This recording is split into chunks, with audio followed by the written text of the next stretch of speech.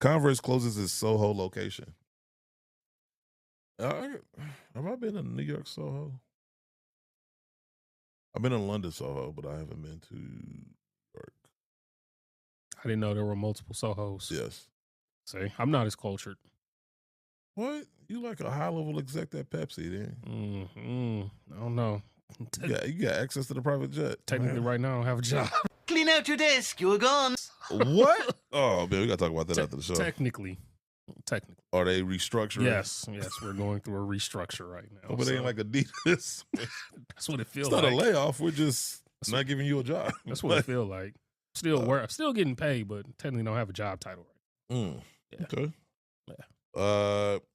An article written by Lois Sakany for Snubbed News. Converse has closed its flagship location at 560 Broadway in Soho. The 2-story, 10,000 square foot location was Converse's largest location globally. Converse first occupied the space in 2010, and 6 years later, they invested in a major renovation project, which added additional space and a customization bar. Real quick about that customization bar, because I remember Nike, they used to have the Nike Lab, and they used to do the bespoke. Mm-hmm. They got rid of that shit too. But it was so expensive, though. Hide the money, y'all. There's poor people around. With your broke ass. It was so expensive. I think it was like over $1,000 to do your own shoe. Yeah, I mean, so the average person, couldn't do it. So, the reason for the closing, simple. The lease was up, and sales at the location didn't justify the rent. Can't argue with that. Allegedly, the former Converse space has already been scooped up by American Eagle. I thought it was gonna say Adidas. No, what's Under Armour? No, that place every Halloween. What, Party City? No, it's another place. Halloween USA? Maybe Spencer's? No, it's like a running gag on the internet. Whenever something closes, it gets occupied by this store for Halloween. It's a Halloween themed store. I can't think of the name. That's what I said in Halloween USA. Is that what the it name is? of it? I think that's the name of it. I don't think Well, either that. It used to be fireworks stores that would occupy those spaces too. Yeah. It depends on the season. But that one in particular, because it's true, because anytime I see a store close, you just see them roll out a banner with their logo on it and just take over the store, at least for the Halloween season. The whole store would be gutted. Yeah. In May of last year, Bloomberg reported that Converse laid off 2% of his workforce, mirroring parent company Nike's own staff reductions at the time.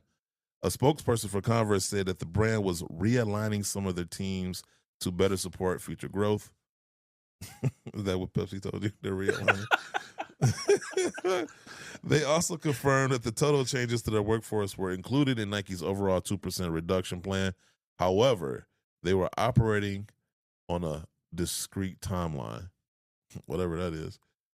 Converse's fiscal year revenue in 2024 was $2 billion, off a high of $2.4 billion the year prior. Converse's revenue when it opened in Soho back in 2010 was only $983 million. So they doubled. Yeah. On Nike's Q2 call, Converse sales were only $429 million, down 18% on a currency neutral basis. Okay, makes sense then. Yeah. Converse still operates over 70 stores, though the vast majority are outlet stores. I mean, I was gonna say, like, is there a need for a Converse store? Is Soho?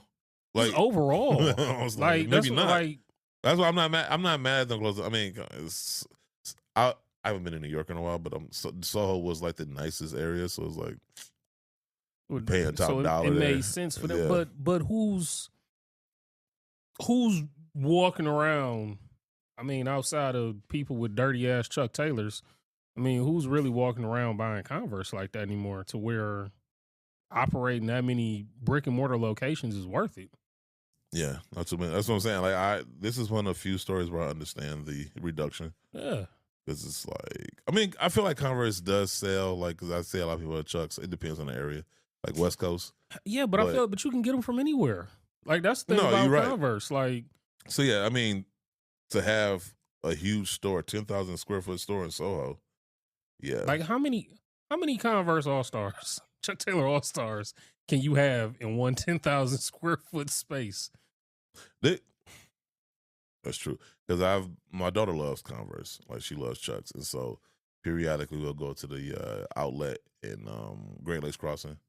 Yeah. And even in that small space, you'll have like so many variations. You got the lows, you got the highs, you got every color. That's what I'm saying. Like, what? So you don't necessarily need 10,000 square feet. Well, how big is 10,000 square feet? Now, I'm trying to like picture that in my head. Man, it just sounds like too much. While I'm thinking about it, what's my man? The Shai Gilgeous-Alexander? Yes. Yeah. He got his own shoe with Converse. Yeah, you know what it looked like? At Iverson. Iverson 3. When I saw it, I was first thought, but I ain't mad at it. No, I'm not mad at it. I feel like it fit him. Here's the problem I have with that shoe. Color, that part. To this day, I don't know how many times I've had to say it. The inaugural colorway for most of these releases that they come out with a new shoe be atrocious or basic. Yeah.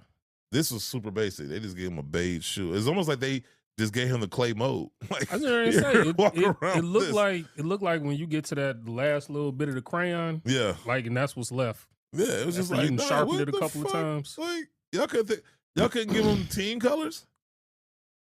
Like, what? It looked like some Pottery Barn. That's the Pottery Barn SGAs. Like him and what's the guy from Ghost? Patrick Swayze. Yeah, it's like they just sat there and molded. Patrick Swayze was right behind him. Behind him, helping him mold the shoe in the clay. That's what I was just like, y'all could not get this dude a better colorway to roll out to present this shoe to the public.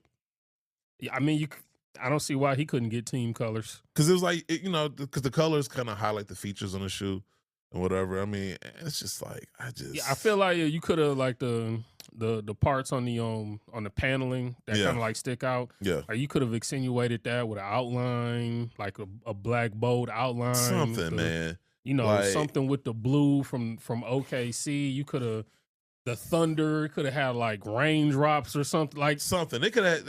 You could have got anything creative. better than that. Yeah, but despite the colorway, I see the potential in that shoe. Yeah, no, shoe. I mean, the shoe was like the silhouette like itself, minus the colorway. I see it, and so it's like, if they come my size and they come with a better colorway, I can see me with a pair of those. Because it looked just like an Iverson. I ain't gonna lie. Like, first time I saw it, I was like, yo. When I thought the same thing. I was like, got Iverson when did he vibes. sign with Reebok? Yeah. Iverson vibes from those.